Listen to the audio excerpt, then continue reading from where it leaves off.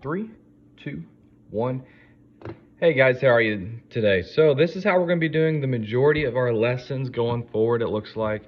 Not a big fan of it, but unfortunately there's nothing we can do to control much of this, so online note-taking. So I would encourage each and every one of you to get out your notebook, have a piece of paper, pen, pencil, something to write down with. And not that my notes are superior to any other math teacher, but I would make sure you're getting everything down for the remainder of the year for however long we're doing this, just because this is going to be kind of your guide to doing well on tests, quizzes, and anything else that we have in the future, just because we're not able to have that one-on-one interaction in class anymore. So, as you probably found out from your school messenger, you guys are beginning algebra for the rest of the school year. You have finished all the 7th grade material, and we're just going to get you prepared for the 8th grade. So we're beginning with Chapter 1, Lesson 1, Variables and Expressions. Now, many of you have already probably done a bunch of this before.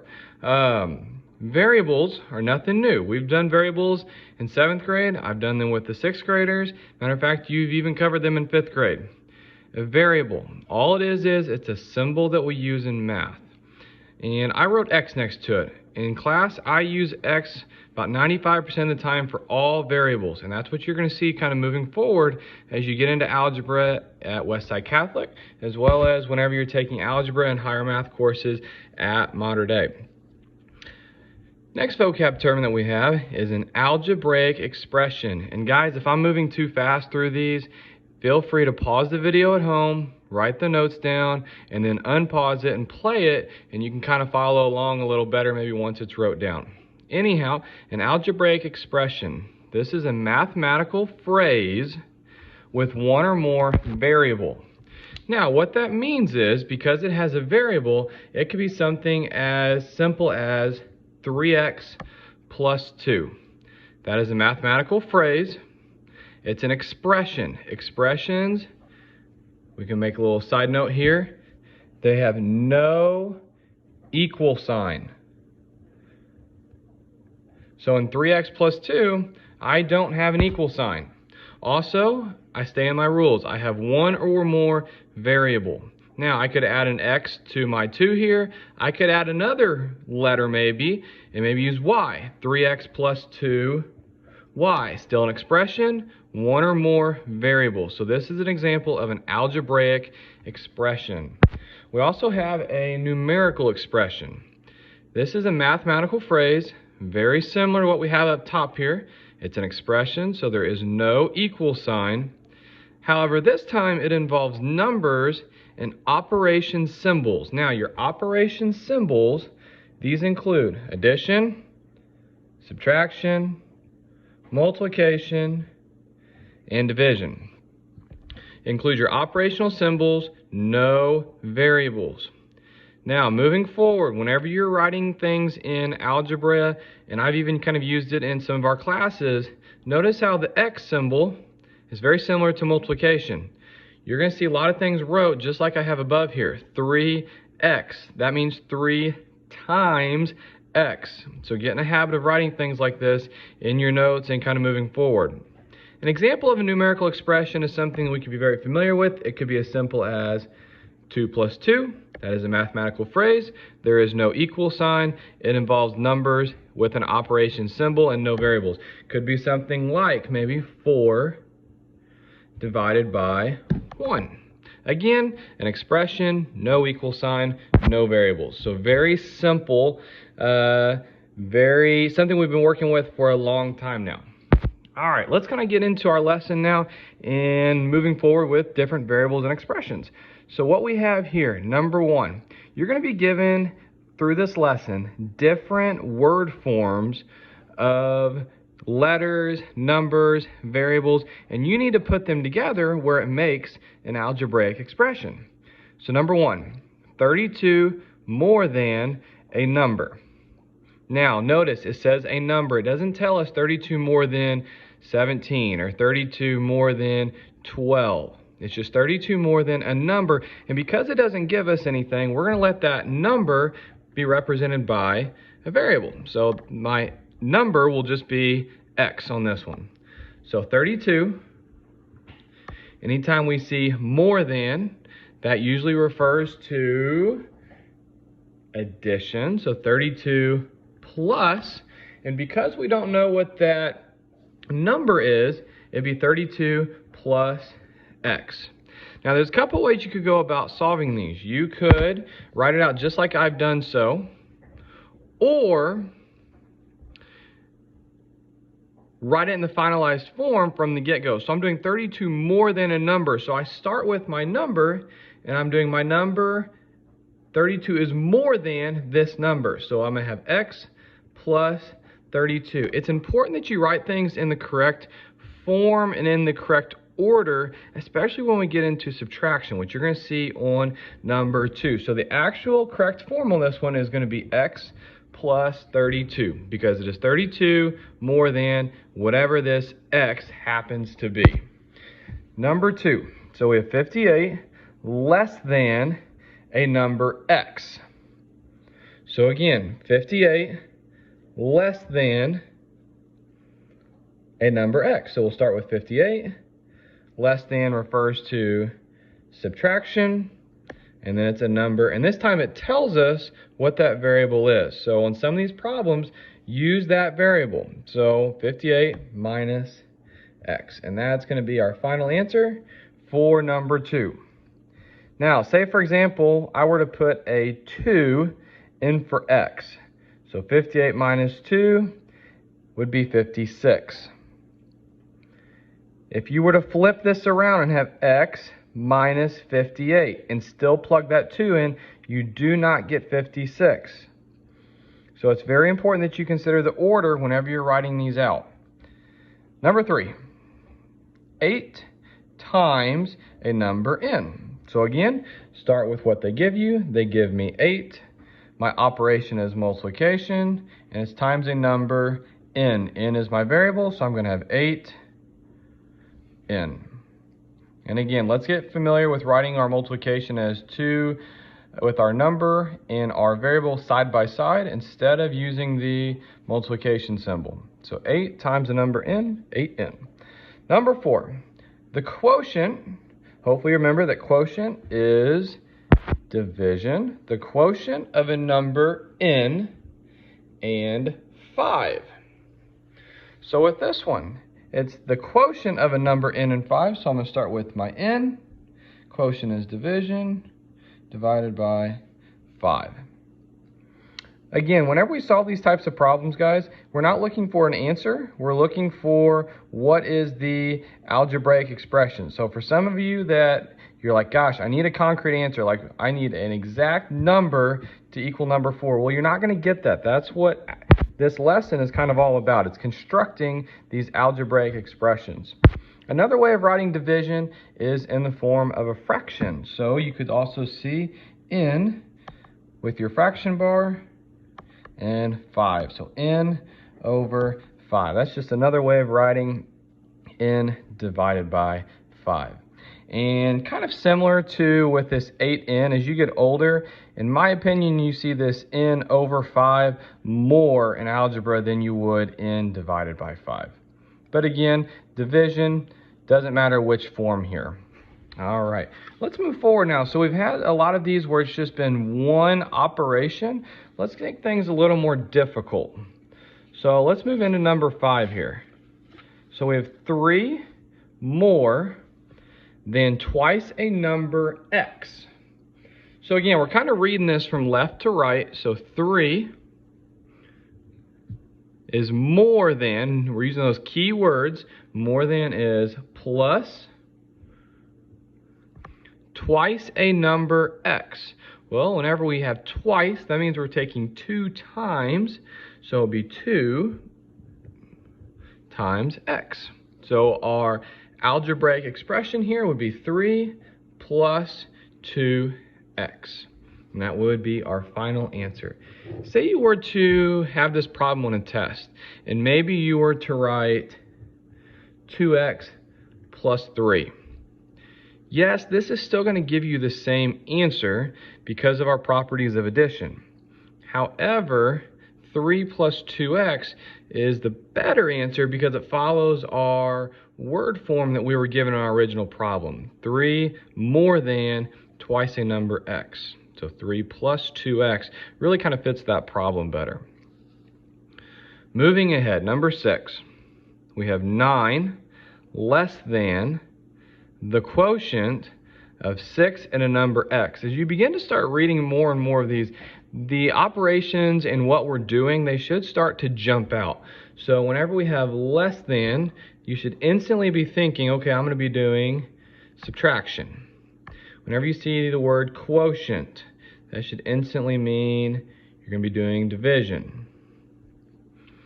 So it's 9 less than this. 9 less than my quotient of 6 and a number x. So on this one, we're not starting with the 9 because 9 is less than this quotient. So I know my problem is going to end with minus 9. And this is why I keep talking about the order is important, that you read these correctly and that you write these down correctly.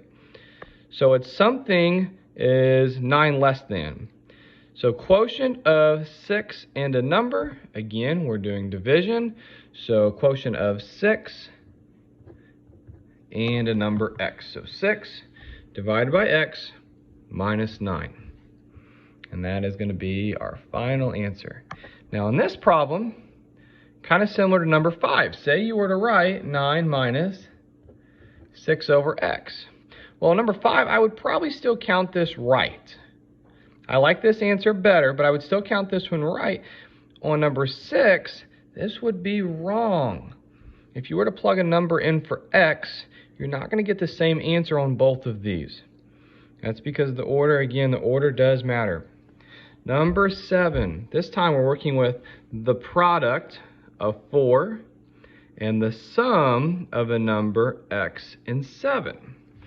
So whenever we're working with product, should instantly be thinking multiplication.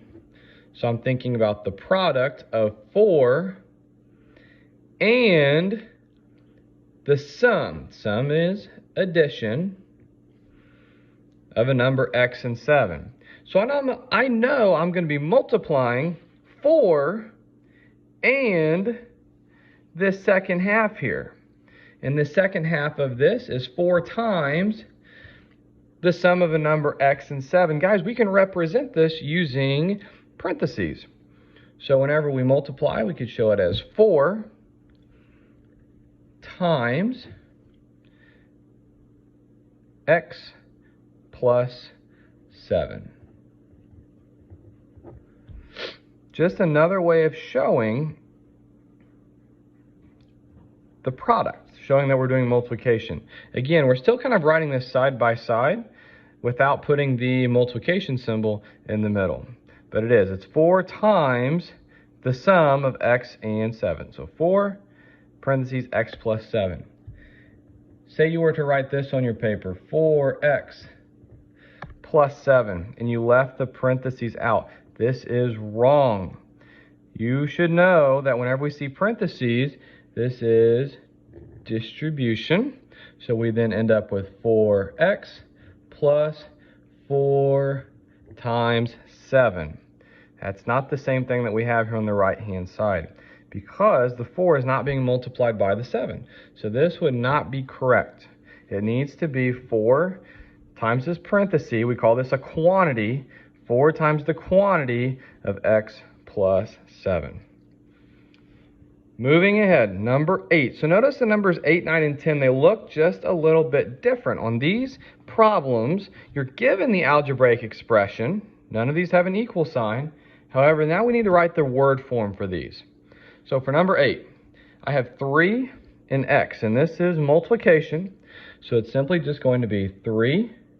And whenever we do word form, we always write it out all the way in words. We're not going to write it as 3, the number. So 3 times x. 3 times x. You also might see it in your book this way, guys. 3 times a number x. Either one of these I will take. However, I do want you to understand that the one here on the right, I do like this answer better because it signals that x is a number, and we're not working with something that's irrational. We're not working with an imaginary number, which actually you will see those are such a thing as we get probably into the spring next year whenever you're in 8th grade. So 3 times a number x, we want to show that that x is a real number. So in all reality, the one on the right hand side is a better answer than the one on the left. However, both of these do show what this means, 3x. Number 9, x plus 15. So for x plus 15, maybe this might be a good time for you to pause the video, maybe try this problem on your own. Once you go back in and you've unpaused it, x plus 15, we could write this as, well, what's my operation? That's kind of going to be the first thing that I'm looking for. So it's going to be the sum of, well, sum, what am I adding together here? So the sum of a number x and 15. And that would be the final answer for word form for number 9. We also have number 10. On this one, we have 10x plus 9. So for 10x plus 9, we have 2 operations here. So therefore, we should have 2 different word forms or 2 different word operations in our final answer here. We should have something that deals with product because we're multiplying 10 times this x. And we should also see something that deals with sum because we are adding. So for this one, it is going to be the sum, because I'm adding these 2 numbers together. I'm adding 9, and I'm also adding 10x. So the sum of 10 times a number x and 9. And that shows that the sum of this number, 10 times the number x, and I'm also adding that to 9. So that would be the final word form on number 10. Moving ahead, our last problem that we're going to do is a story problem. So this may be a good time to pause the video, write the story problem down, so that way we can work it out together kind of as a class. So for number 11, we see the story problem. The top of a table is 24 inches off the ground. Mr. Garrett begins building a pyramid on top of the table with blocks. Each block is 3.5 inches tall. Write a rule for the height of the pyramid. And guys, whenever you see this rule in your question, all that means is give me an algebraic expression. Give me an algebraic expression to represent this, because never in here did it say how tall the pyramid was. It didn't say how many blocks high it was. It just said give me a rule. And if you have a rule, if you have an algebraic expression similar to this 3 plus 2x, I can plug a number in for x that would tell me how tall this pyramid is. Say if it was 3 blocks high, 4 blocks high, 5 blocks high, and so on. So anytime you see rule, we're thinking algebraic expression. Now, this problem, I want to create a table. I think it'd be a good idea to create a table on most of your word problems. So with that table, I'm going to have number of blocks high, and on the right, I'm going to have my height.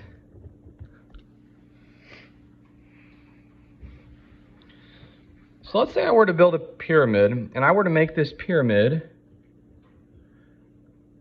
2 blocks high, just like I have over here on the right. Well, we know that each block is 3.5 inches tall. So I'm going to have 3.5 times 2. But But I want to know how high it is off the ground. There's one more thing that we need to factor into this. This pyramid is sitting on top of a table, and this table is 24 inches off the ground. So I'm taking this 3.5 times 2, because each level here is 3.5 inches. I'm going to take this quantity, and I'm going to add it to 24. And that's going to tell me how high this is off the ground. So if I had 2 blocks high, this is what my expression would look like. 3.5 times 2 plus 24. And this would be an example, guys, of a numeric expression because we don't have any variables here. Say I were to have 3 blocks high.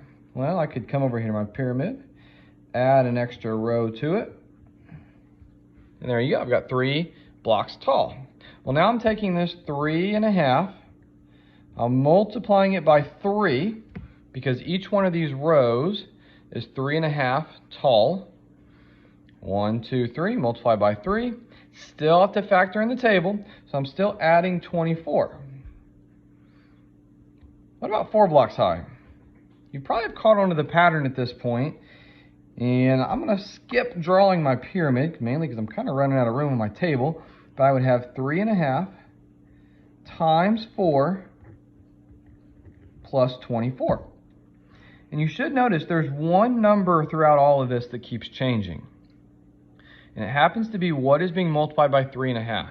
And that's where the algebraic expression part comes in. It wants to know a rule. And it doesn't say write a rule for 2 blocks high. Write a rule for 15 blocks high. It just says write a rule. So I want to be able to write a rule regardless of how tall this pyramid is. So I can replace this 2, 3, or 4 with a variable. So I could place it an x in, and I'm going to just put an x where I've been putting this 2, 3, and 4. Because that there says I'm doing this 3.5 times however many tall this pyramid is. So 3.5 x plus 24. On a side note, guys, with this last problem, notice I did not use parentheses, and that is because on these top couple of problems, I just wanted to show that the 3.5 was being multiplied by the 2, by the 3, and by the 4. However, we do now have an algebraic expression, 3.5x plus 24. And this rule will work for any size pyramid that goes along with this problem. We can plug in however many blocks tall they are in for x, and then we can begin to solve. Guys, I hope you enjoyed this lesson.